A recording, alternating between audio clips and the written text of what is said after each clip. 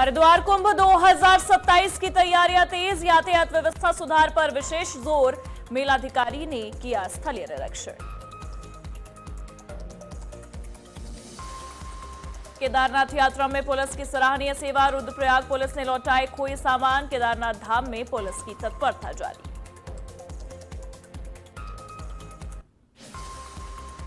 गंगनहर में रील बनाते समय बचे युवक की जान, सोशल मीडिया के लिए वीडियो बना रहा था युवक, राहगीरों ने गंगनहर में डूब रहे युवक को बचाया।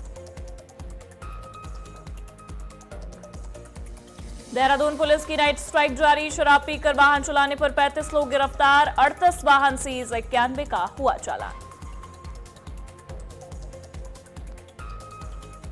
हरिद्वार में तेज आंधी और बारिश, मौसम विभाग ने जारी किया ऑरेंज अलर्ट, तापमान में अचानक भारी गिरावट, मौसम बदलने से बढ़ी लोगों की परेशानी।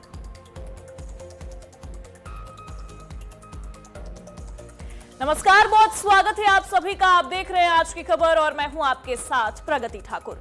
स्क्रीन पर दिख रहे सोशल मीडिया हैंडल के जरिए आप मेरे साथ वहां पर भी जुड़ सकते हैं और खबरों से रूबरू हो सकते हैं। चलिए अब देवभूमि से जुड़े खबरों की शुरुआत कर लेते हैं, जहां हरिद्वार महाकुंभ 2027 को दिव्य, भव्य और सुगम बनाने के लिए प्रशासन ने तैयारियां तेज कर दी हैं। श्रद्धालुओं को जाम से राहत देने और बेहतर आवागमन सुनिश्चित करने के लिए यातायात रणनीति पर काम शुरू कर दिया गया है।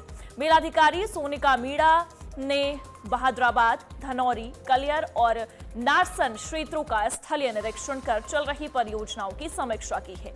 उन्होंने NHAI के साथ समन्वय बनाकर दिल्ली देहरादून इकोनॉमिक कॉरिडोर और रिंग रोड सहित सभी कार्य समय पर पूर्ण करने के निर्देश दिए हैं।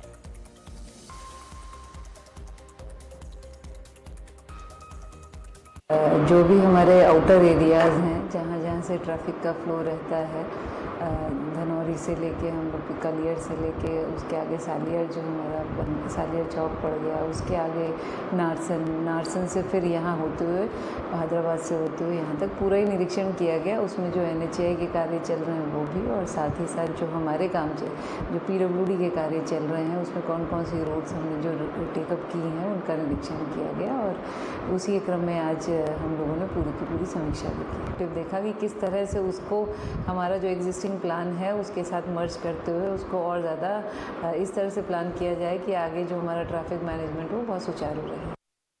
और वहीं केदारनाथ धाम यात्रा के दौरान रुद्रप्रयाग पुलिस श्रद्धालुओं की सुरक्षा और सहायता में लगातार सक्रिय है। पुलिस अधीक्षक रुद्रप्रयाग के निर्देशन में पुलिस बल यात्रा मार्ग से लेकर धाम तक जरूरतमंद यात्रियों की मदद कर रहा है। भीमबली क्षेत्र में एक श्रद्धालु का बैग जिसमें आईफोन और अन्य सामान था खो जाने पर पुलिस ने त्वरित कार्रवाई करते हुए उसे सुरक्षित बरामद कर लौटा दिया है। तो वहीं मंदिर परिसर में भीड़ के दौरान बिछड़े एक महिला और बच्चे को पुलिस ने अनाउंसमेंट और वायरलेस के जरिए कुछ ही समय में उनके परिजनों से मिलवा दिया।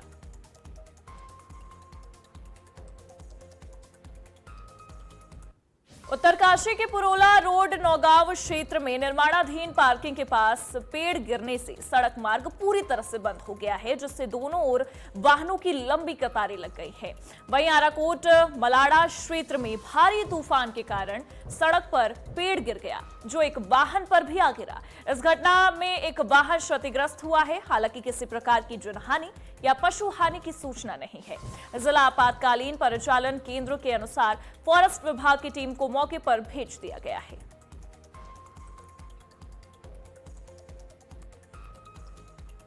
हरिद्वार में अचानक मौसम ने करवट ले ली है। तेज आंधी के साथ शुरू हुई बारिश से तापमान में तेजी से गिरावट दर्ज की गई है, जिससे मौसम पूरी तरह से ठंडा हो गया है। मौसम विज्ञान विभाग की ओर से क्षेत्र के लिए ऑरेंज अलर्ट जारी किया गया है। विभाग ने लोगों को सतर्क रहने और अनावश्यक रूप से बाहर न निकलने की सलाह दी है। देहरादून में मौसम ने अचानक करवट बदल ली है, जिससे दिन में ही अंधेरा छा गया। तेज हवाओं के साथ आई धूल भरी आंधी ने जनजीवन को प्रभावित किया है। वहीं कई इलाकों में हल्की बारिश और ओलावृष्टि भी दर्ज की गई है। ओलावृष्टि और बारिश से जहां लोगों को गर्मी से राहत मिली, तो वहीं तेज हवाओं के कारण पेड़ों की टहनियां गिरने और यातायात इससे प्रभावित होने की घटनाएं भी सामने आई हैं। वाहन चालकों को दिन में ही लाइट जलाकर चलाना पड़ रहा है। मौसम विभाग ने पहले ही आंधी, बारिश और ओलावृष्टि का अलर्ट जारी किया था, जो पूरी तरह से सही साबित हुआ। विभाग ने अगले कुछ घंटों तक सतर्क रहने की सलाह दी है।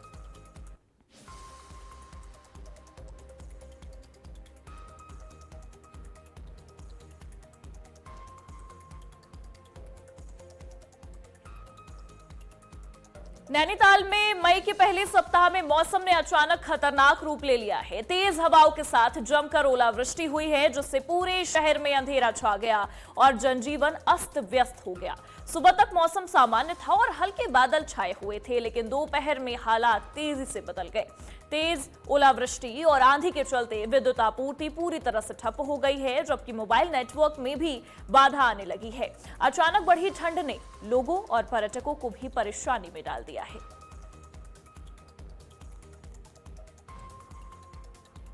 टेढ़ी गढ़वाल के डोबरा चाटी क्षेत्र में भारी आंधी तूफान के चलते झील में बने फ्लोटिंग हटमेंट क्षतिग्रस्त हो गए हैं, जिससे कई लोग फंस गए हैं। घटना की सूचना मिलते ही एसडीआरएफ पोस्ट कोटी कॉलोनी से एसआई नरेंद्र राणा के नेतृत्व में रेस्क्यू टीम मौके पर पहुंची है। टीम ने कार्रवाई करते हुए लगभग 25 से 30 व्यक्तियों को सुरक्षित बाहर निकाला है और पर्यटन विभाग की बोट के माध्यम से उन्हें कोटी कॉलोनी सुरक्षित पहुंचाया है।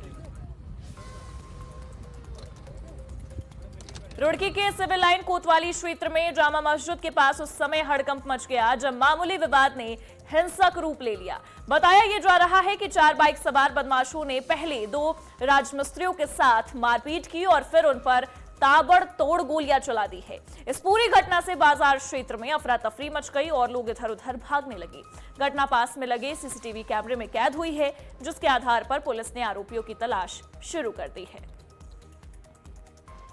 अड्डा ये हुआ है क्या देख रहे भाई, पास में काम कर रहे थे, एक लड़का सिर्फ मजदूर मारे दरो मजदूरी कर रहा था, तो हमने उसको जैसे ये कहा काम कर ले, काम उसने कहा क्या कहा देखो, हमने काम घूम कर दे अपना चला गया कपड़े कुपड़े ठाको, तो गाड़ी दी कहा क्या कहा तुम फंसो।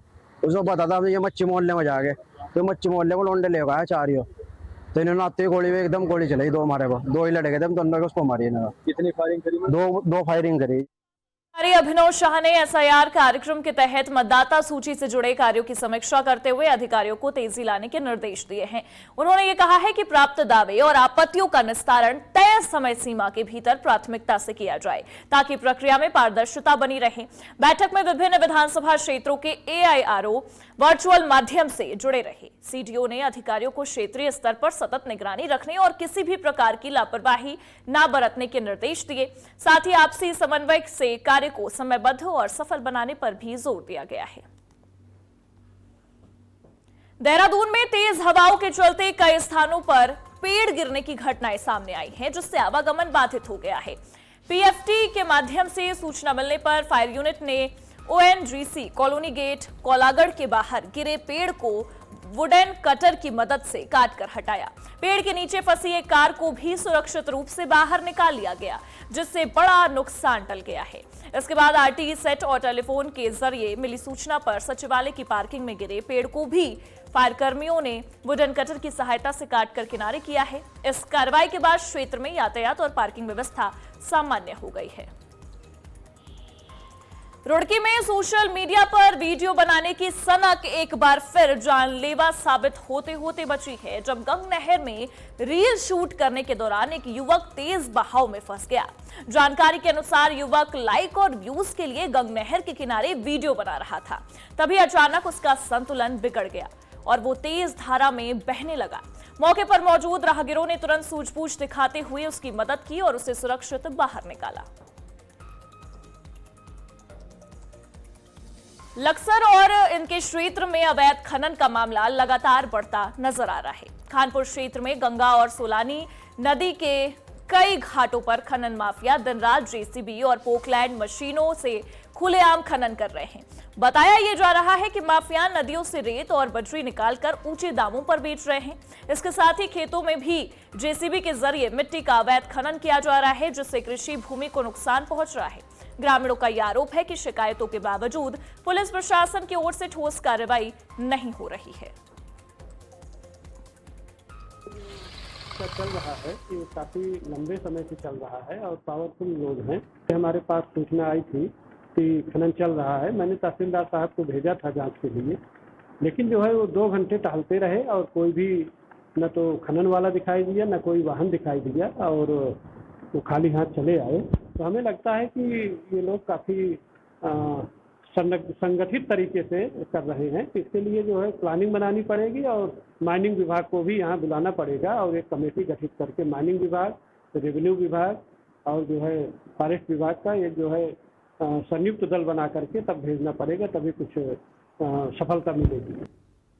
लक्सर में बढ़ते अतिक्रमण के खिलाफ प्रशासन ने सख्त रुख अपनाते हुए बड़ा अभियान शुरू कर दिया है। एसडीएम अनिल शुक्ला के नेतृत्व में नगर पालिका, पुलिस और राजस्व विभाग की टीम ने विभिन्न क्षेत्रों में कार्रवाई करते हुए सड़कों से अतिक्रमण हटवाया है। अभियान के तहत गोवर्धनपुर रोड और रेलवे ब्रिज के नीचे से सबसे पहले अतिक्रमण साफ कराया गया। सड़क तक सामान फैलाकर बैठे व्यापारियों को हटाया गया और कुछ के चालान भी काटे गए।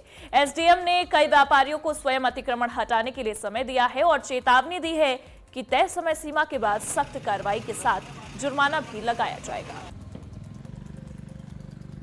नहीं, व्यापार मंडल वालों के द्वारा एक इंटरेक्शन हुआ था, ये आए थे और उनके द्वारा ये कहा गया कि हमारा जो लक्सर का बाजार है बहुत कंजस्टेड है और दोनों तरफ से लोगों ने दुकानों को बढ़ा करके अतिक्रमण कर रखा है और पुल के नीचे भी काफ़ी लोगों ने अतिक्रमण कर रखा है, जिसके कारण लोगों को आने जाने में परेशानी हो चुकी है। तो उसी के निरीक्षण में निकले हैं कि 1-2 लोगों ने परमानेंट किया है, तो उसको जो है हमने हटाया है। इसके अलावा जो है फिर इन लोगों के द्वारा ये कहा गया है कि अभी सबको मत हटाइए, 1 सप्ताह का समय दे दीजिए और उसके पश्चात डिसाइड करेंगे कि इन लोगों का क्या करना है। नहीं, मेन रोड पर भी होगी और जो है जो बाईपास रोड है उस पर भी होगी। अब हम आए हैं तो अब चारों तरफ जो है निरीक्षण करेंगे, उसके बाद कार्रवाई करेंगे। देहरादून में वरिष्ठ पुलिस अधीक्षक देहरादून के नेतृत्व में वीकेंड के दौरान चलाए जा रहे ऑपरेशन नाइट स्ट्राइक के तहत पुलिस ने सघन चेकिंग अभियान चलाया। अभियान का उद्देश्य आपराधिक गतिविधियों पर अंकुश लगाना और यातायात नियमों का पालन सुनिश्चित करना रहा। चेकिंग के दौरान निर्धारित समय के बाद बार संचालित करने पर एक बार संचालक के खिलाफ वैधानिक कार्रवाई की गई। इसके साथ ही शराब पीकर वाहन चलाने वाले 35 व्यक्तियों को गिरफ्तार किया गया, जबकि यातायात नियमों के उल्लंघन पर 38 वाहनों को सीज किया गया है।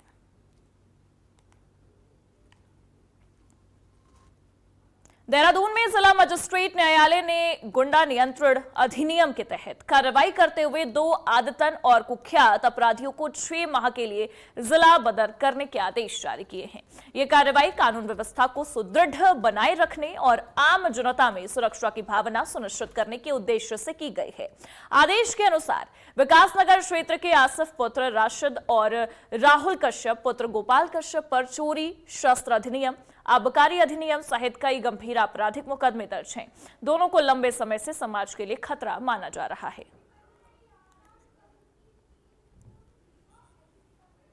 हरिद्वार जिले में हरियाली पर हथौड़ा चल रहा है। अब आपको ये बता दें कि भू माफियाओं ने पहले भगवानपुर के तेलपुरा में 140 बीघा आम का बाग को काटकर रातों रात मैदान बना दिया। अब ऐसे में वहीं अब मंगलौर का अब्दुल कलाम चौक भूमाफियाओं के नए खेल का गवाह बन रहा है। यहां भी फलदार बागों को उजाड़कर अवैध कॉलोनियों को विकसित किया जा रहा है। माफिया इतने बेखौफ हैं कि एक तरफ एचआरडीए का बुलडोजर अवैध निर्माण गिराता है, तो दूसरी ही तरफ ये माफिया विभाग को ठेंगा दिखाते हुए फिर से निर्माण शुरू कर देते हैं। इस दौरान स्थानीय लोगों ने प्रशासन से अवैध निर्माण को बंद कराने और आरोपियों पर कार्रवाई की मांग की है। उनके झांसे में ना आए या किसी देखिए, मैं लगातार आप लोगों के माध्यम से, आपके चैनल के माध्यम से ये लगातार अपील कर रहा हूं कि कोई भी जनपद हरिद्वार का कोई भी निवासी या कोई भी व्यक्ति अपना किसी प्रकार का निवेश, चाहे मकान में हो, चाहे दुकान में हो, चाहे किसी भी प्रकार की कॉमर्शियल प्रॉपर्टी में हो, अवैध कॉलोनी में या अवैध रूप से बनाए गए भवन में ना करें। आप पहले ये सुनिश्चित कर लें, देख लें कि उसका नक्शा हरिद्वार रुड़की विकास प्राधिकरण से स्वीकृत है या नहीं। यदि आपको इस संबंध में कोई भी जानकारी चाहिए तो आप कार्यालय में आकर संपर्क कर सकते हैं या किसी भी स्तर से मुझसे व्यक्तिगत रूप से बात कर सकते हैं। हमारे किसी भी कार्यालय में किसी भी कार्मिक से आप बात कर सकते हैं, लेकिन कभी भी अवैध रूप से निर्मित या बनाई गई कॉलोनियों में मकान ना खरीदें। सर, यूनियन के बीच में यूनियन से हमारा तात्पर्य नहीं है। मेरा तात्पर्य या उपाध्यक्ष महोदया का स्पष्ट निर्देश है, कोई भी निर्माण जो अवैध है रुड़की के मंगलौर हाईवे बस स्टैंड पर बड़ा हादसा होते होते टल गया। एक अनियंत्रित डीसीएम ने ड्यूटी पर तैनात ट्रैफिक पुलिसकर्मी को जोरदार टक्कर मार दी है। टक्कर लगने से पुलिसकर्मी गंभीर रूप से घायल हो गया है, जिसे तुरंत पास के निजी अस्पताल में भर्ती कराया गया। हादसे के बाद मौके पर अफरा तफरी मच गई है। बताया यह जा रहा है कि टक्कर मारने के बाद डीसीएम पास में रखे ट्रांसफार्मर में जा घुसी। हालांकि गनीमत यह रही कि ट्रांसफार्मर से करंट या आग नहीं लगी, वरना बड़ा हादसा हो सकता था। घटना की सूचना मिलते ही कोतवाली प्रभारी भगवान मेहर और सीओ मंगलौर अभिनव चौधरी अस्पताल पहुंचे और घायल पुलिसकर्मी का हालचाल जाना है। पुलिस पूरे मामले की जांच कर रही है।